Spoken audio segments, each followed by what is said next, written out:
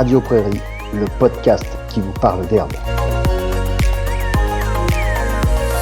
Et bienvenue dans Radio Prairie, la seule radio qui vous parle d'herbe, de prairie et de pâturage. Nous vous proposons chaque semaine et tout au long de la saison de pâturage de passer un coup de fil à Luc Delaby et probablement quelques invités pour lui soumettre nos questions, nos réflexions sur le pâturage. Cette semaine, on accueille de nouveau Didier Touraine pour nous parler de la fertilisation phosphopotassique des prairies.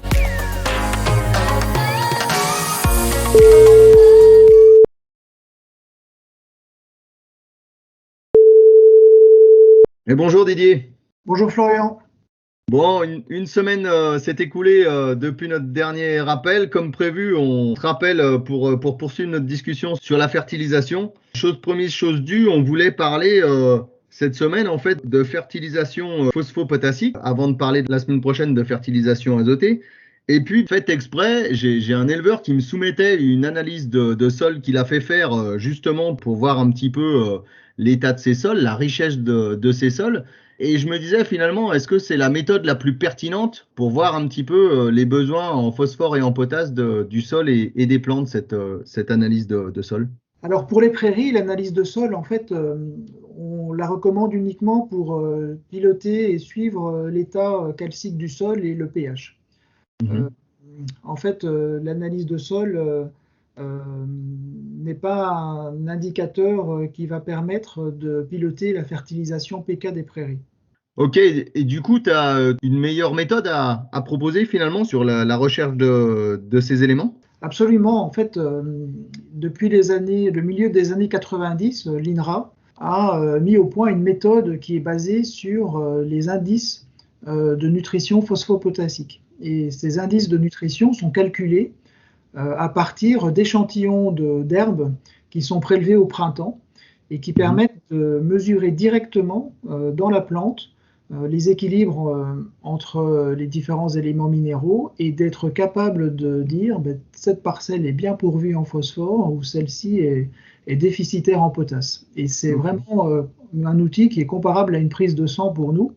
On voit directement dans le végétal quel est l'équilibre de ces éléments et si la plante est en déficit ou bien pourvue ou voire même en excès.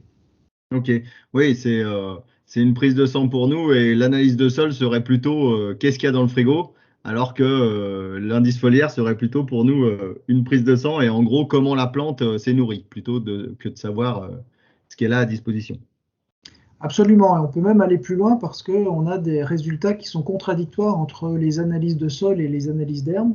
Et il faut bien savoir que dans les prairies, pour le PK, c'est l'analyse d'herbe qui est juste et l'analyse de sol qui se trompe. En particulier, pour le phosphore, la source principale d'alimentation du phosphore des prairies, ce sont les micro-organismes du sol, les bactéries qui se renouvellent et qui meurent régulièrement et qui libèrent du phosphore. Et ce phosphore présent dans la biomasse microbienne n'est absolument pas mesuré par les analyses de sol classiques. Et donc les analyses de sol vont sous-estimer la disponibilité réelle du phosphore et dans une moindre mesure de la potasse des prairies.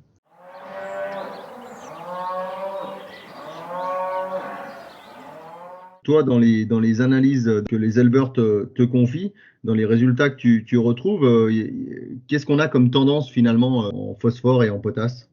Alors, on a plus de 300 analyses qui ont été réalisées récemment dans le département du Doubs. Et ces analyses montrent qu'on a des sols qui permettent d'alimenter correctement en phosphore la plupart des parcelles, puisqu'on a 95% des prairies qui sont bien pourvues en phosphore. Par contre, pour la potasse, on n'a que 75% des sols qui sont bien pourvus ou excédentaires en potasse. Et donc, ces indices et ces analyses, finalement, elles nous disent attention, faites plutôt attention à la potasse dans vos prairies plutôt qu'au phosphore. Globalement, ça se passe très bien, contrairement à ce que disent par ailleurs les analyses de sol. C'est effectivement une sacrée information parce que c'est pas trop ce qu'on a en tête à l'habitude et voilà, on est souvent surpris par la potasse. Je témoigne aussi parce que On l'avait fait avec un groupe d'éleveurs du Haut-Jura et effectivement, il en était ressorti un peu les mêmes conclusions et on avait été surpris par ça. Un peu plus concrètement, en gros, il y a une période précise dans l'année où on fait ces indices foliaires? Alors les indices foliaires, en fait, ils doivent être réalisés dans des conditions non stressantes pour la prairie. La période idéale, c'est au printemps, avant la fauche, où il faut idéalement que l'herbe ait 20 cm de hauteur. Et donc on est en général sur le mois de fin avril, début mai, où on fait ces prélèvements d'herbe. Alors en termes de conditions de prélèvement, il faut que la prairie soit installée. Donc si c'est une prairie qui a moins de 2 ans, on préfère attendre. Donc c'est une analyse qui est fiable et adaptée aux prairies permanentes, aux prairies temporaires de plus de 2 ans. Et puis également, si on a beaucoup de légumineuses dans la prairie, il est demandé d'enlever les trèfles en particulier dans le prélèvement qui va partir au laboratoire quand on a 5% de trèfle. Ok. Et je précise, quand tu dis 20 cm, c'est 20 cm quasiment à la règle. Souvent, si on le fait par exemple à l'herbomètre, ça va représenter 9-10 cm en général, quoi. Les analyses d'herbe se font sur des prairies qui ont entre 2 et 5 tonnes de matière sèche. Ok. Si ces indices foliaires nous rapportent qu'il est intéressant de rapporter des éléments, finalement, quelles sont les doses ou comment on peut agir pour nourrir ces plantes? J'imagine qu'il y a de l'organique et puis qu'il y a peut-être aussi de l'engrais minéral qu'on peut apporter. Les plantes, et en particulier les plantes fourragères, ont des besoins en potasse qui sont beaucoup plus importants qu'en phosphore. Une prairie a des concentrations en phosphore de l'ordre de 6 à 8 kg de phosphore par tonne de matière sèche, alors qu'on monte entre 22 et 38 kg de potasse par tonne de matière sèche. Donc on voit la potasse est un élément qui est très soluble, très mobile et disponible en grande quantité, que l'on va retrouver dans les tiges et dans les feuilles de toutes les plantes fourragères. Les besoins finalement en potasse vont être 3 à 4 fois plus importants que les besoins en phosphore. Et donc on arrive sur des préconisations qui sont de l'ordre de 30 à 50 kg de phosphore par hectare et de 60 à 100 kg de potasse par hectare. Du coup, est-ce que déjà les effluents sont plutôt bien adaptés à nourrir ces plantes dans ces éléments ou est-ce qu'on va devoir compléter avec des engrais minéraux? Alors lorsqu'on apporte du fumier ou du purin ou du lisier dans une prairie, en fait on a des effluents d'élevage qui sont naturellement 2 à 3 fois plus riches en potasse qu'en phosphore. Et donc on vient finalement les engrais organiques sont parfaitement adaptés aux besoins des prairies parce qu'ils permettent d'avoir cet équilibre qui est respecté entre le phosphore et la potasse. Aux doses habituelles qui sont pratiquées par exemple sur le massif du Jura avec des apports réguliers tous les ans ou tous les 2 ans, même à petite dose de fumier ou de lisier, on considère que les apports organiques couvrent les besoins des prairies et qu'il n'y a pas besoin de compléter avec des engrais minéraux. Si les épandages de fumier ou de lisier ne se font que tous les 3-4 ans, là, il est recommandé de faire une analyse d'herbe, justement, pour voir si c'est suffisant ou s'il y a besoin de compléter avec de l'engrais minéral. Ok.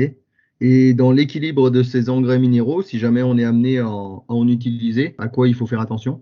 Quand on est sur une prairie qui, par exemple, n'a pas d'effluent d'élevage parce qu'elle est trop éloignée, par exemple, il faudra toujours choisir dans les engrais qui vous sont proposés, il faudra toujours choisir un engrais qui est 2 à 3 fois plus dosé en potasse qu'en phosphore. Pouvoir apporter de l'ordre de 30 unités de phosphore et 60 à 80 unités de potasse pour des prairies, on va dire, de productivité moyenne. Et puis quand on est sur des prairies de productivité vraiment très élevée, de l'ordre de 8-9 tonnes de matière sèche en plaine, par exemple, on va être sur des préconisations qui vont être de l'ordre de 50-60 unités de phosphore et 120-140 unités de potasse. Ok, Très bien.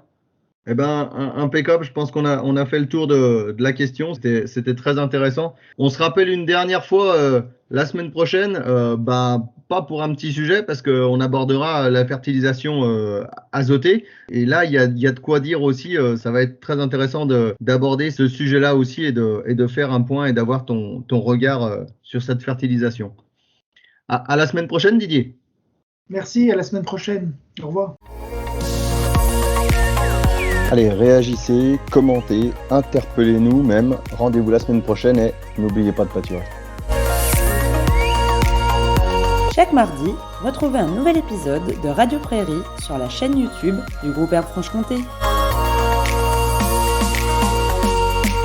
Radio Prairie, le podcast qui vous parle d'herbe.